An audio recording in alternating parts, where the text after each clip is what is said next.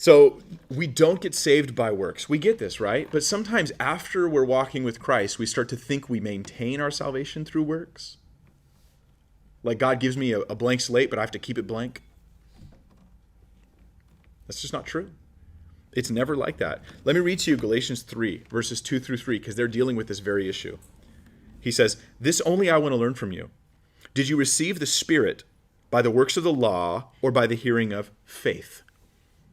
Are you so foolish, having begun in the Spirit, are you now being made perfect by the flesh?" See, they got saved and they knew it was by faith. But later on, they started, learning better about how they have to live this certain way or they lose their salvation. And that's just wrong. And so you get saved and you stay saved by faith in the grace of God. That's an important lesson for us to learn.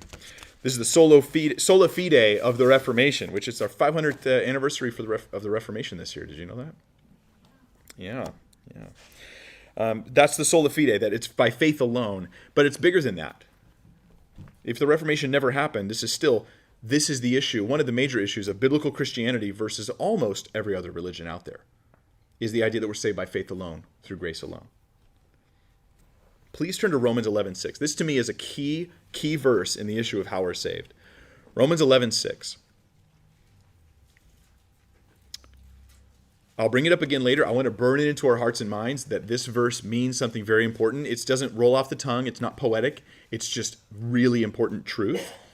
It says, "And if by grace, our salvation, if it's by grace, then it is no longer of works. Otherwise, grace is no longer grace. But if it is of works, it is no longer grace. Otherwise, work is no longer work." You know what this is? This is the Bible defining its terms for us.